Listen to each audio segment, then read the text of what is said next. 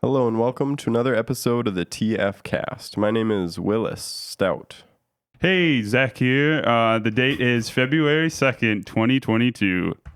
And I'm your host, Jacob Bases, with Jenny Hughes today to talk about your experiences coming under a little bit of a media attack about your role as an educator. Jenny, would you please give us a rundown on the situation? Give us the quick and simple version, and then we can get into how it happened and the more specifics of the case. Okay, I will try to be quick and simple.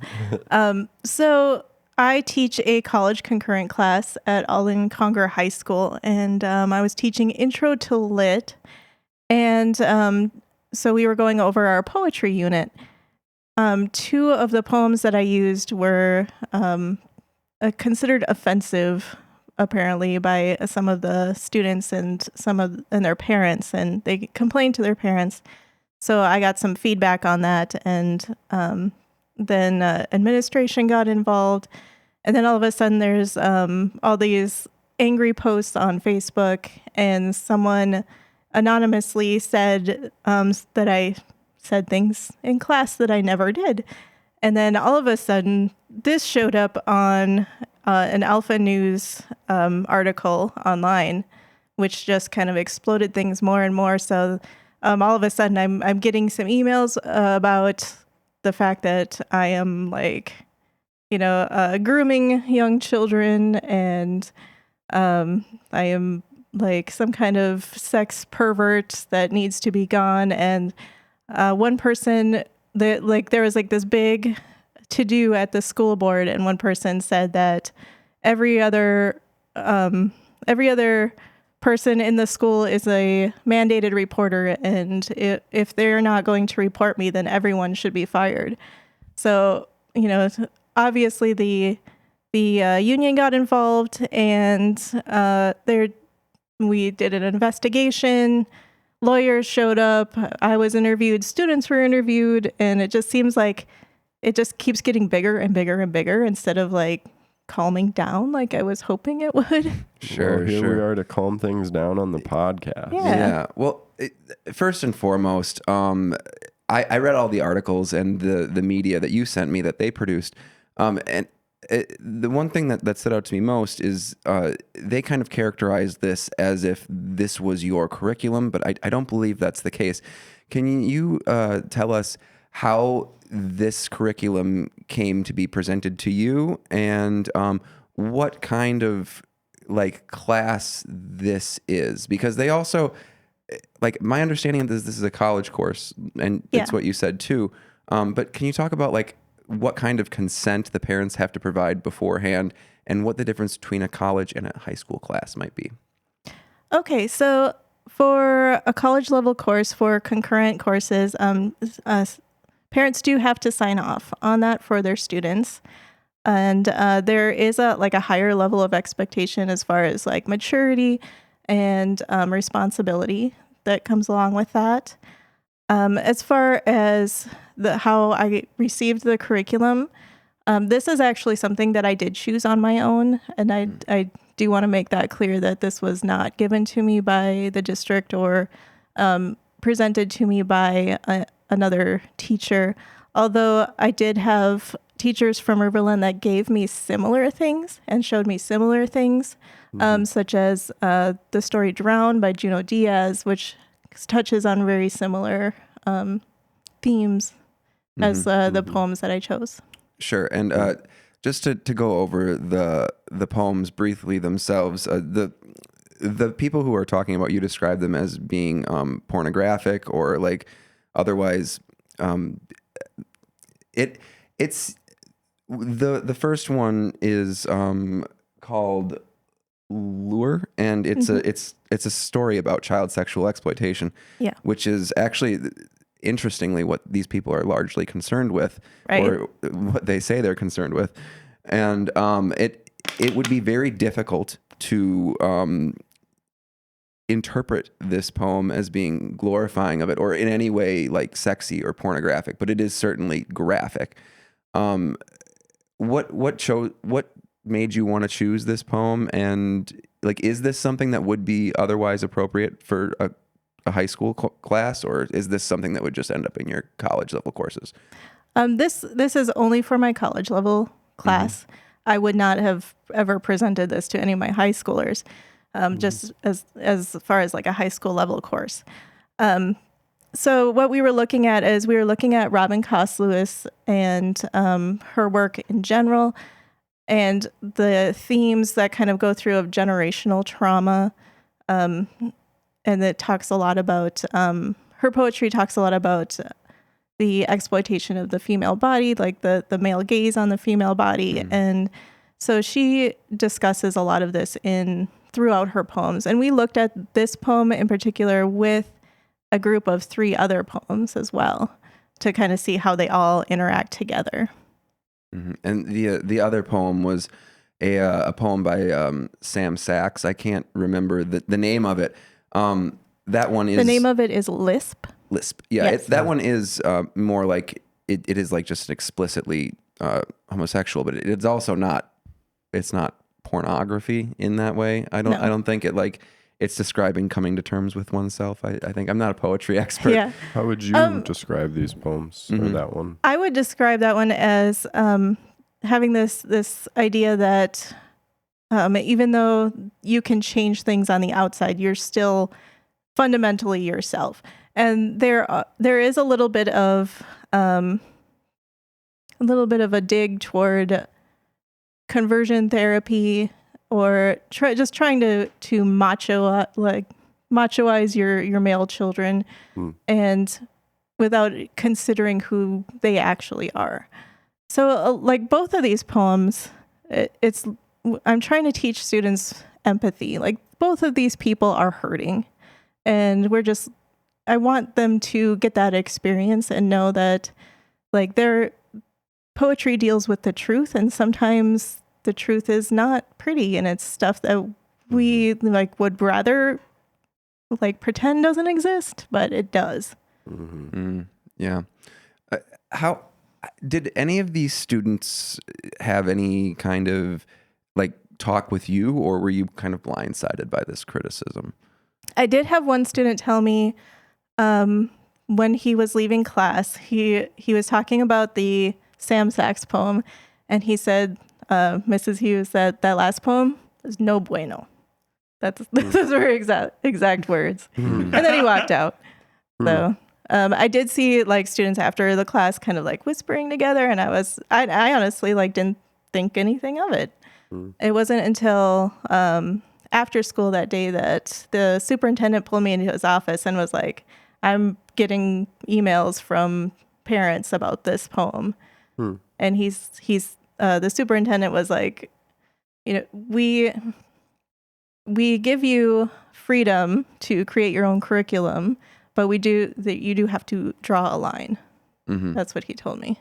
Do you think that this curriculum stepped outside of that line, or I mean, is this something that the union backs you on, these decisions? The union does back me on that, Okay. on these. And the law does as well. The lawyer looked into it, and he's like, the legal definition of like pornography is something that is written explicitly to cause arousal, and neither of these are written explicitly for that purpose.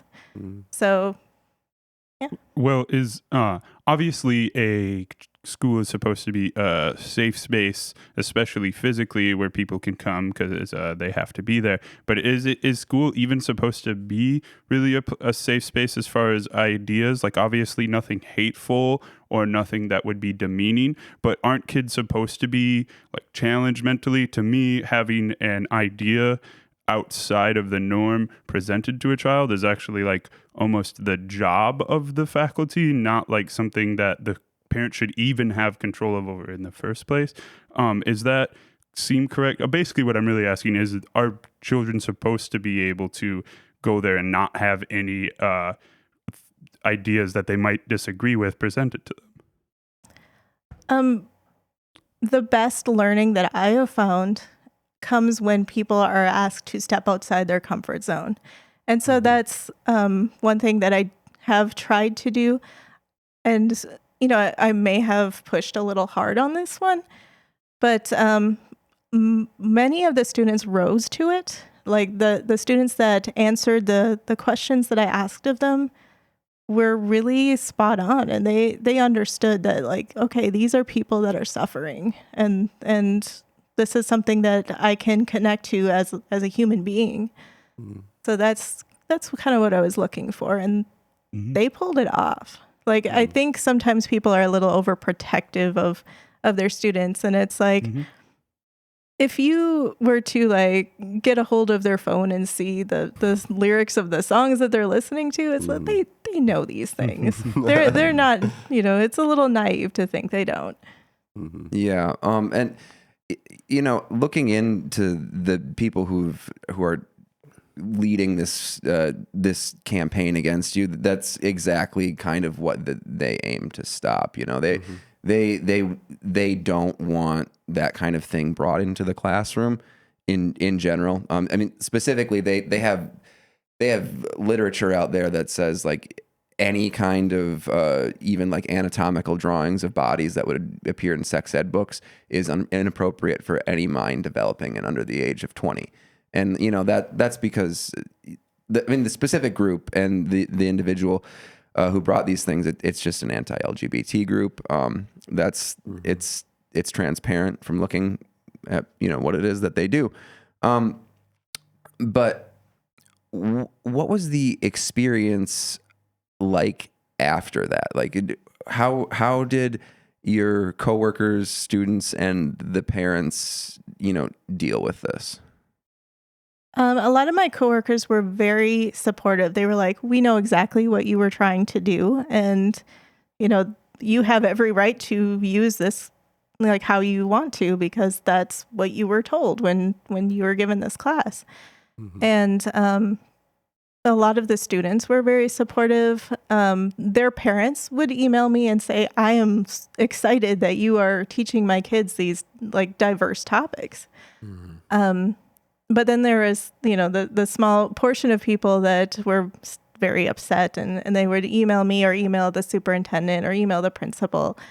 And they had discussions on Facebook, and that's where like this anonymous post showed up that said that I told my class that about like really detailed descriptions of my sexual encounters with my husband and another female partner, and that I was a furry, and that I told them that incest was cool and it was funny.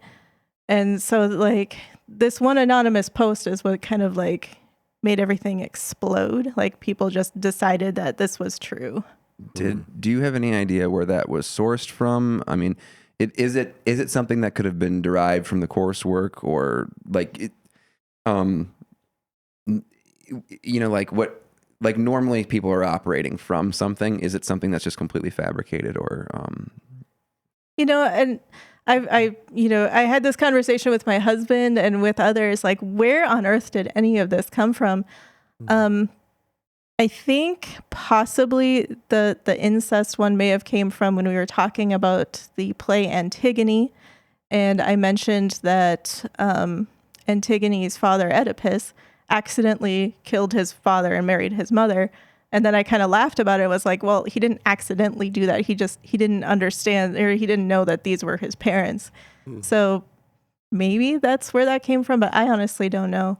And then as far as like the furry comment, my husband's nickname is Possum, but that's the only thing I can think of that would have come from.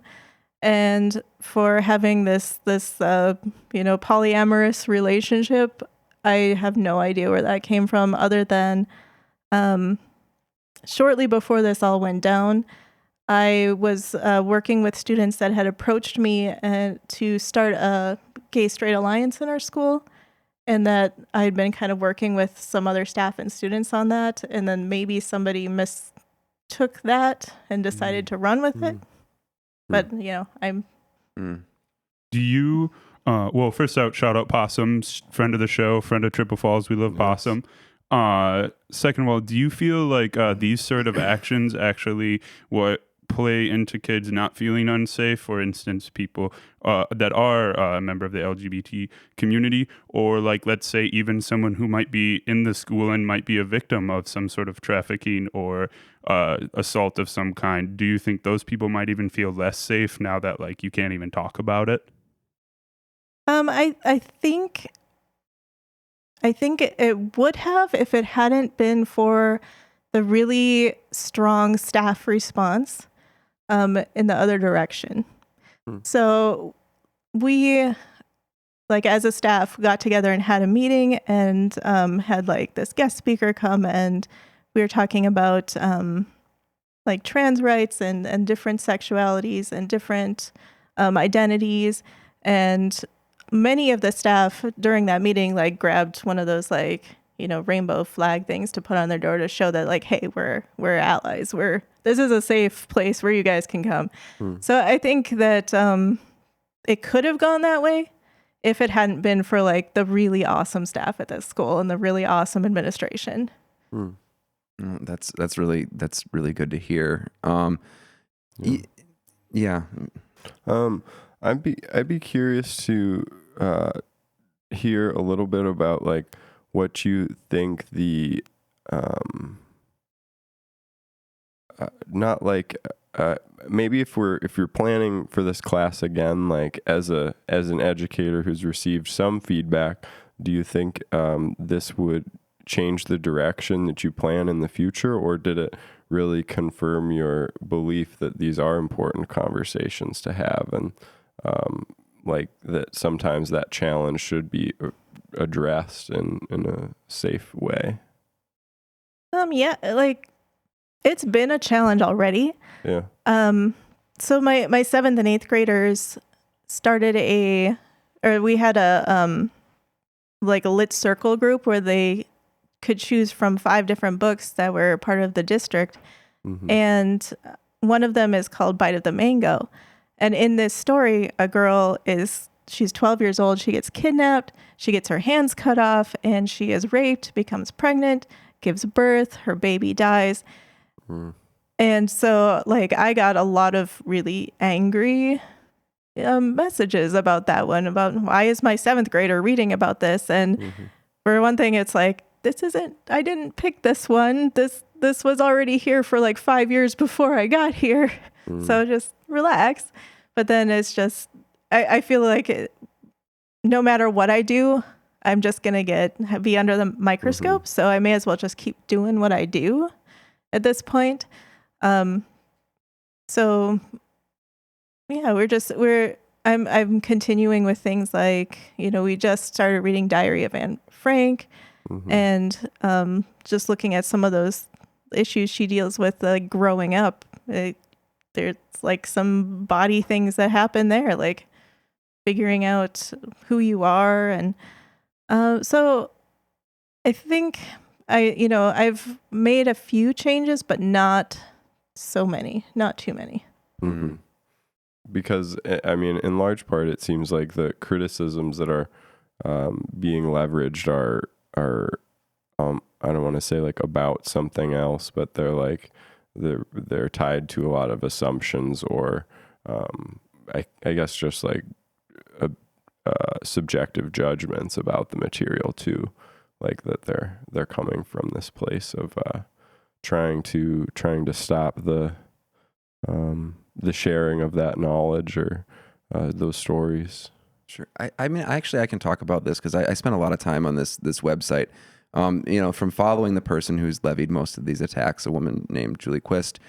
She's a board member on the Child Protection League Action, which is a nonprofit here in Minnesota. And they just lobby, they work in schools. They're just a regular right-wing kind of hate group type thing. But like even so far as like these people believe, and it's reflected in their literature, that teaching consent to children is grooming them for child sexual exploitation. Like that is explicitly stated in their literature, and they think that exposing them to any kind of like normalizing language about LGBT is also like grooming them for child sexual exploitation. So, from their perspective, like the entire school is complicit, and they also see as being definitively on the losing side of a culture war, that school board meetings are one of the easiest places where they can be the loudest, because it is very direct government. It's very low engagement. You can get on the school board with a few hundred votes, and a lot of people don't pay attention to these elections, and then you can influence a lot of people and make things a lot harder. And that's kind of what I want to segue into here next is what if what has this year teaching been like in terms of, from a lot of teachers, I've just heard that things have been difficult recently, and I kind of want some perspective on that. Like, have things been harder on account of measures to make things more equitable? Because that's what the people who are criticizing you are saying. They're saying that teachers are going to have to spend all of their time policing the words and microaggressions of students, and that they're going to have to monitor their social media and do all of these things. And I don't believe that to be the case, but I'm not in the school. So if you could speak to that, I'd be very thankful. Well, I feel like teachers do a lot of policing anyway, so I don't see that as being an issue, honestly. Mm-hmm. But it has been a really hard year. It's been a hard couple of years, and you can blame COVID as part of that too. But it seems like teachers have been under the microscope really a lot, and every little detail, every little mistake is being judged and being brought up. As far as my own experience, I feel like I've been really well supported, but it's taken a really big toll on my mental health. And that's where I think a lot of teachers are fleeing, because it feels like a hostile work environment. It feels like somebody's staring over your shoulder all the time. Mm-hmm. And you can only stand that so long before you got to take off. Yeah. But is that what's the attitude among teachers? Is that part of the gig, or is this something that's different? Is that new? I'm not trying to sound sympathetic towards the cause. Like, I can't stand these people. I Is can't this tell. new in the last couple of years because of something that's changed, or? Yeah. Because I do feel like teachers have always been accountable for, what goes on in their classrooms. Mm-hmm. That's just normal. And making sure that the classroom is a place where everyone can learn isn't hard. Not isn't hard, but isn't like a hard thing to wrap your head around being a good idea. Mm-hmm. I feel like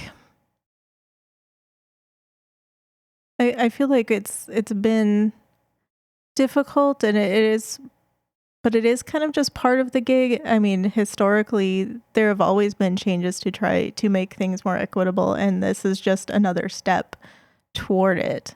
So yeah, I don't. I mean, I will say, as a language arts English teacher, one of the hardest things for me is addressing people as they and them.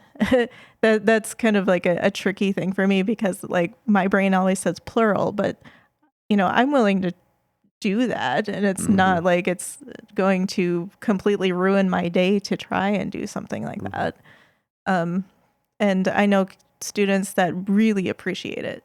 Certainly. And it's like, if I can make one person's day easier and better just by changing that little thing in my brain, I'm down.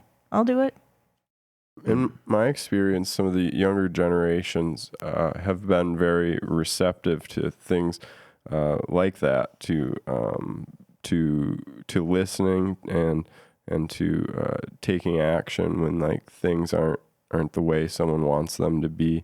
And I guess I wonder if you're seeing that with any of the response from your students, like that they're supporting the direction. I know we spoke briefly about this before, but are they saying anything along the lines of like, this is important for us to talk about and this is validating some of my experience? Like, do you get that kind of response as well from this at all? Oh yeah, for sure. I have students that are like total like activists, and they're like, we're ready to fight for you, and ready to fight for the cause. And but there are also students that are on the other side of that. Students that when we ask those discussion questions of like, should we treat people differently, and they're like, yeah, we should totally treat furries like the gross people they are. And it's like, well, okay, so we got more work to do. But that's what we're here for. We're here to do that work. Certainly. I guess I don't really have like a bunch more specific questions to ask you. I would just kind of give you the opportunity to, share some of your experiential, like any experience that you've had that's come out of this that has, either changed your perceptions on teaching, or like, really just anything that you might want to say in relation to what happened. Okay.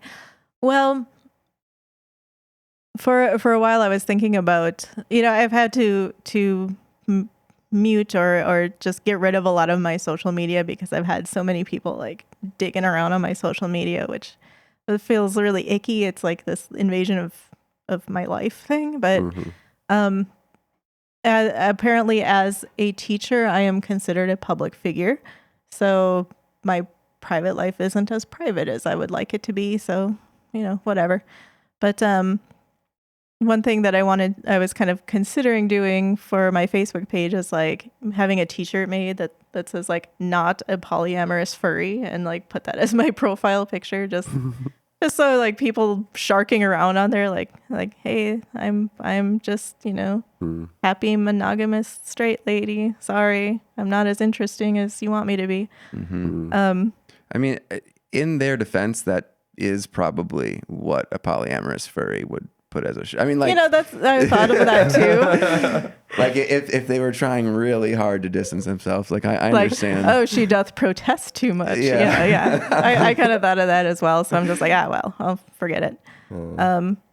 I did really love the fact that like shortly after the Alpha News article came out, I did get contacted by this group, Patch O Fur, which is a furry group, and they were like, hey, we've dealt with these libel cases before, and we know these people, and we know what they're about, and if you need any legal help or legal advice, just let me know, and we're ready to fight for you. And it's just like, my first thought is, how is this my life? How is this real life right now? I'm being like defended by this pack of furries, but which was just felt really sweet to me. But it's like, okay, guys, this is not your fight. I appreciate the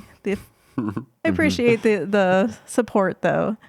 And just to state it, because we already talked about this before, but some people watching might not know you. You're totally fine and supportive of both of those groups of people. You have no problems with furries and no problem with polyamorous people. I just wanted to say it because we had said it earlier. It's just it's not my jam, but if it's yours, that you do you. Bang your drum. And another thing is just like, even though I've gotten some like angry emails and things like that, just the outpouring of support has been so awesome. Like from parents, even from like the community, the Alden paper, there was like this little cartoon in there of like these little gnomes, and they're like, oh, this teacher was teaching these poems and people are mad about it, and the other one's like, well, are they actually pornographic? And the other one's like, no, they're not. And then one's like, well, how old were the students? And like, oh, they were college level students. And then the one's like, well, I can't make a gag out of that. This is stupid. Yeah, and actually, awesome. my kind of final like like analytical question about the thing is like, what does it look like for, the parents who, consent to these college courses? Is this just like, was it not explained, or was it even a parent who was a student in the, you know what I mean? Like, who's lobbying these complaints? As far as I know, and some of my students have parents that are on the school board, but from what I know, the school board has been kind of like supportive of me and supportive of what, the curriculum was. And like the loudest people, and this is just from what I've heard and from what I know, one lady has absolutely nothing to do with the school. I'm assuming that's Julie Quist. I could be wrong. And then the other one has a student that's in 4th grade, and I've never taught that student. So sure. Yeah, I think that was there was an interview I saw with that Redbeard guy, and that was the woman that they were talking to in there. She was upset about the idea of her prospective student possibly ending up in there, and I don't know, that's like a kind of like a common theme in these like raise alarm, protect our children, that it's actually not the people whose children they're protecting. It's more like it's something else. I mean, it's so the veneer of protecting the children is actually so thin that you can hardly find it. It's just, won't somebody think of the children? Yeah. Yeah. You got anything else? Otherwise, no. I guess it's certainly an interesting situation that you've found yourself in. I wonder, just sort of, we were talking about what might have happened over the course of the pandemic, and with the last election cycle too. I know that there was a big push for school board positions. And I wonder if that we're at all seeing the results of that now in some of this. And I don't know anything, so I don't want to make hard claims about that. But it certainly seems like interesting timing. It could be, and I know that I think it was the lady whose son goes to school there is the 4th grader. I know that she put in a request to the superintendent to get a list of all of the books that are used in all of the curriculum throughout the entire school. So I think that it's more than just, looking at the LGBT things. They're like really looking for anything that, any little thing that they can get their hands on. yeah. Well, this isn't a new problem either. As far Yeah, as I'm that's aware, true. we've seen this pop up over a lot of racial books that include some language about race that Yeah. isn't used anymore, and those books are getting banned or otherwise And I'm taken off curriculums. currently teaching Huck Finn with my 9th graders right now. So it's, Right. If you actually look at this group's page, the conservative, not conservative, Child Protection League Action, like immediately you enter the page and you see something that seems to be, genuinely about protecting children, and then right to the next to that there's something about critical race theory, and then there's something about LGBT identity, and you go into the table of contents, and they're complaining about anything that isn't straight, white, and Christian. They even have a section on just Islam, like just Islam, like it, and any kind of representation they see as a dig on the status quo, and they're not. I mean, it's their job to be loud about it, and it's shameful that they're like that as people. But it is. They are. I feel like they are just taking advantage of that, like parental frustration, and also that they're like, you're given 3 minutes to speak, and I don't think you can really be told to shut up too much at like a school board meeting, right. So anytime you see so many of these things on like social media where, it looks like they're in an official room, and then it's someone who's just saying some like kind of like wacky stuff, and then you realize like this is just open forum, and it looks really official, and it works. It gets people fired up. So it is very unfortunate that you've fallen under this attack. So I hope you know that you're supported outside of just the school, which seems to be. It's been overwhelming, and the only thing that really concerned me is how difficult it was to find a therapist. Like, and that could be a whole other conversation, but I feel like, you should be able to find one pretty quick. And the one that I finally was able to like start having sessions with is located in Arizona. Oh, so it's teleconference. And this is something that's really important, not just for in general, but teachers really do need that. I feel like, and mental health and physical health and just in general, or just stress levels, it's all tied together. And I feel like the harder it is to get those resources, the more we're going to see teachers kind of like giving up and dropping off. So sorry, that was my soapbox moment. Sorry. Yeah, it's perfect. It's what you're here for. We love it. Well, thanks for sharing your story with us. And yeah, really unfortunate that you got caught on the wrong side of that one. It seems like there's a group with a specific agenda kind of painting targets. So that's unfortunate they've landed on you.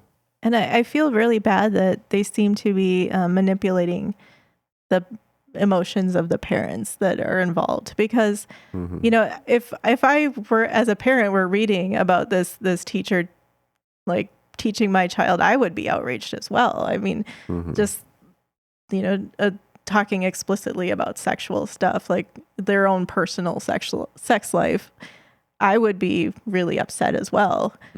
So just the fact that this lie keeps getting perpetuated for their purpose is really disgusting to me. Yeah. Well, we appreciate you coming to chat with us about it. Thank you. I appreciate you having me. Is there any way that the community could support you, or is it possible that you just want to be left alone, or what can we do to help? Keep sending that positive feedback. I really that really does help me throughout the day. It's really easy to find my email address. It's right on the Alden Congress page. And then sending messages to the superintendent would be really helpful, because he can get it to the school board as well. Awesome. Well, thanks so much for coming on, Jenny. This has been the TF Cast. I'm your host, Jacob. We got my co-host, Willis, and we got Zach in the back. Thanks for watching, listening. TF out. Peace. There we go.